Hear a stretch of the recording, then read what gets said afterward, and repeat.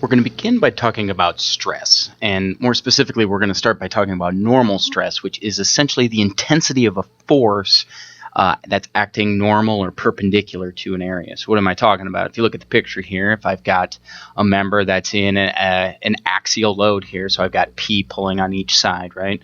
Basically, I have a whole bunch of tiny little forces acting over a whole bunch of tiny little areas that make up the entirety of it, okay?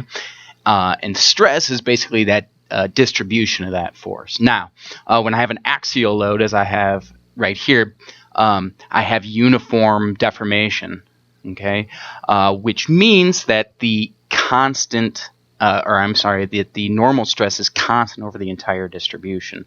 So, if I add up all of those tiny little forces using an integral, the sum of all those tiny little df's are essentially equal to the uniform constant stress times each tiny little area, sum of that. Okay. Well, again, knowing that stress is constant, I can bring that out of its integral, and I can simplify this equation and solve for that normal stress as that internal normal force P divided by the cross-sectional area.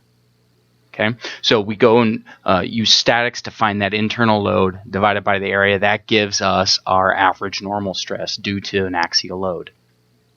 Okay, the other kind of stress that we want to talk about is what we call a shear stress, and this is a stress or an intensity of force that acts tangent to the area. Okay, so this distribution is not uniform, and we'll talk much more about this in Chapter 7.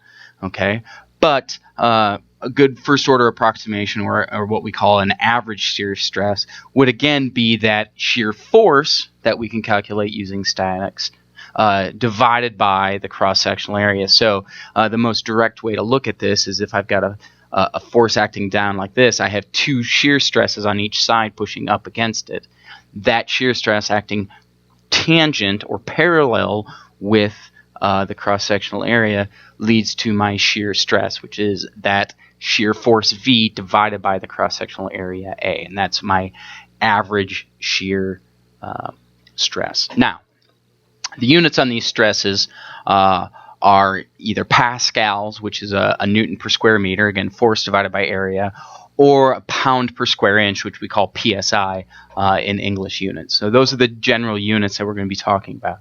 You may see KSI, which is kips per square inch, or 1,000 pounds per square inch. You also may see things like kilopascals, megapascals, even gigapascals in the units, which is either 1,000 million or billion pascals. Okay. Now, an interesting thing about this is these stresses, just like any force, is on equilibrium, because basically a stress times an area is just a force. So for equilibrium to occur, say on a small element, for the normal stress, it's just that sigma, that normal stress times the area.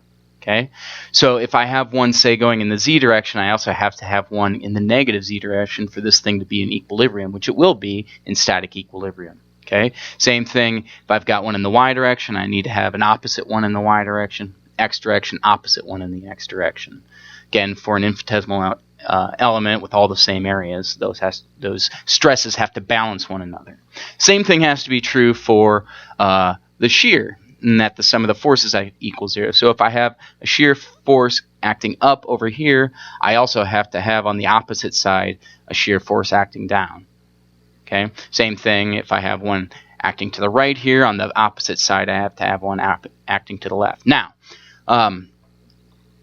what happens here is I actually am creating a couple moment, because I have equal and opposite forces at a distance apart. Okay, because of that, I also have to, so look, for example, I have tau yz here, I have the negative tau yz over here. In order to balance that couple moment, I also need to create a tau yz on the top face acting to the right, and then another one on the bottom acting to the left. So one's a counterclockwise moment, one is a clockwise moment. Get those things to balance out.